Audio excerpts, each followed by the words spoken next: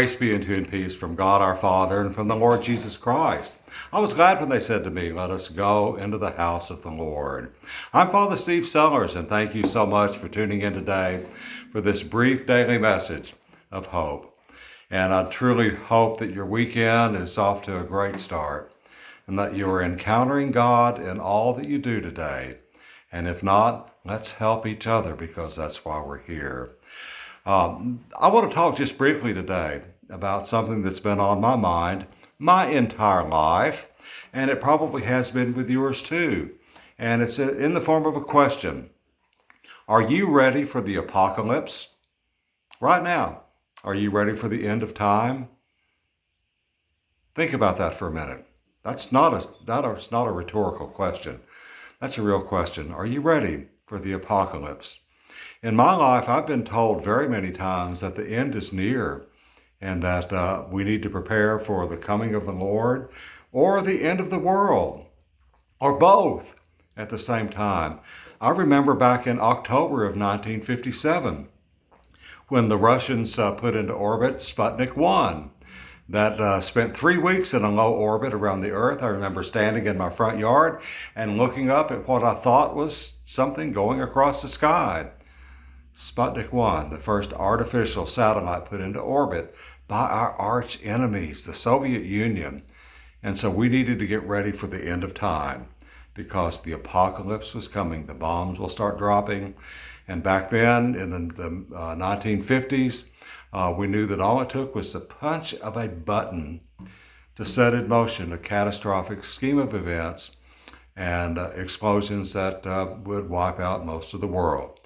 So in October 1957, I was told to get ready for the end of time.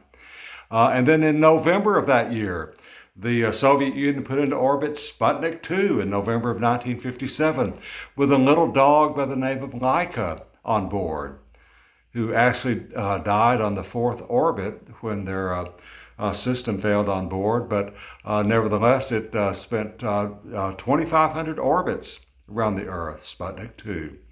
And that meant the end of the world was coming. We need to get ready. I remember clearly because I was older then, in October 1962, when the Soviet Union put missiles in Cuba, 90 miles off the shore of the U.S. The end of the world was coming. The apocalypse was getting ready to happen. We needed to get our affairs in order because with a push of a button, everything could come to an end. And then I remember very clearly, because I was into my teens by then, when the war in Vietnam happened and Apocalypse Now happened to so many good young people who gave up their lives in that war on the other side of the world. And I remember in 1965, that song I just played, The Eve of Destruction, became number one song of the year in 1965, called The Eve of Destruction by Barry McGuire. And so I've seen it in my life at every election of a president in the U.S. since then. We've been told that the end is near. Oh my gosh, we've elected Richard Nixon in 1968. The end of the world is coming. Oh my gosh, Richard Nixon was reelected in 1972. The end of the world. Oh my gosh, Ronald Reagan was elected in 1980. Oh my gosh, we elected George H.W. Bush in 1988. And heaven forbid we elected Bill Clinton in 1992. The end of the world is near. The apocalypse is going to happen. And oh no, here comes G.W. Bush in 2000. And then here comes Barack Obama in 2008. The end of the world is near. And right now in the U.S., we're hearing the same thing. Donald Trump, the end of the world. Joe Biden, the end of the world. The apocalypse is now. I don't want to get into any of that right now. I just want to ask you for yourself. Are you ready for the end? If the apocalypse happens, if the end comes, are you ready? If the Lord comes now, are you ready?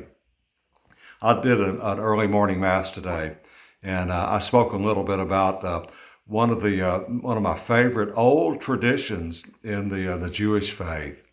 And here's a Catholic priest talking about the Jewish faith. But I've been mesmerized by about a 1,500-year-old faith. Comes out of the Talmud. It's in the Hasidic mystic tradition about the hidden righteous ones, the Tzaddikim Nistarim. the Lamed Vav, the 36 people. That story says, and that tradition says, in the Jewish faith, that God has put 36 people in the world, Lamed Vav, 36, as hidden righteous people.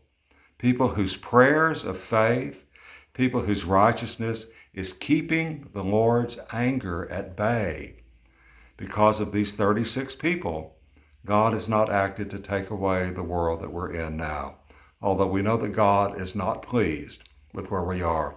We've drifted so far away from Him now that even our great-grandparents wouldn't recognize where we are. We have let sin and promiscuity be so rampant in the world today that there's no way God could be pleased with what we're doing.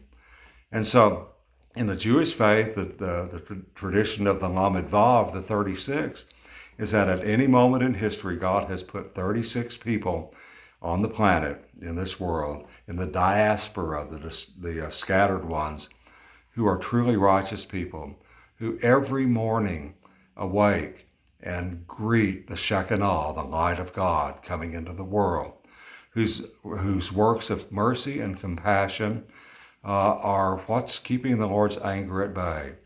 And the amazing thing about this old tradition, and I love it so much because of this, is they don't know who they are.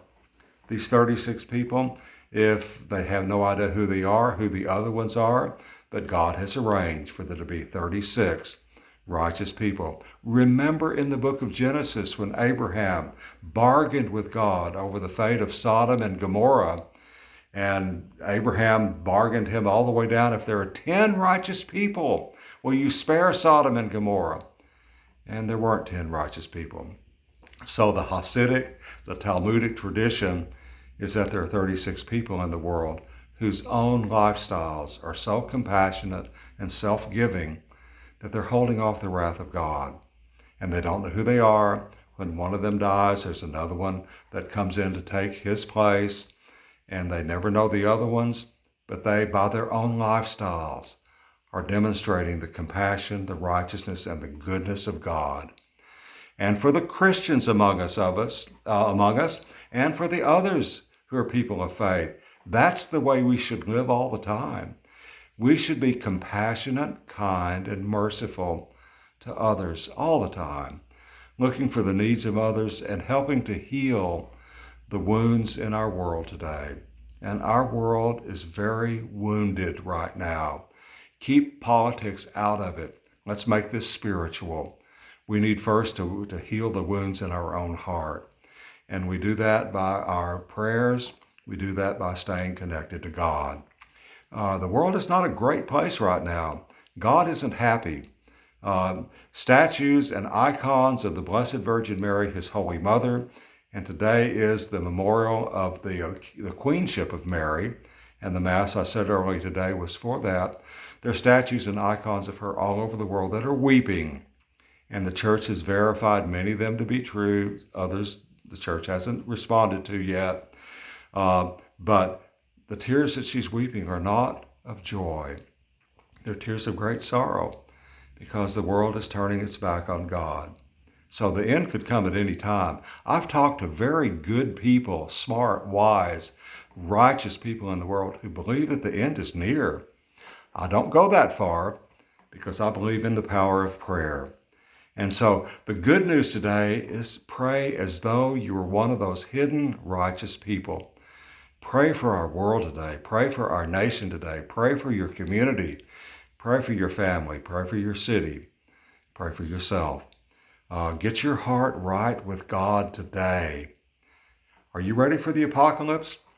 What if it happens today? Are you ready? For me and my family, all I know is that I hope I am, and I'll do the best I can today. Don't wait for a more opportune time. Today is the day of our salvation. Lift up your heart. Give thanks to God. He's put Himself right there with you in the middle of your life, and know that He loves you. God bless you. Have a great day, and I will see you at Mass tomorrow.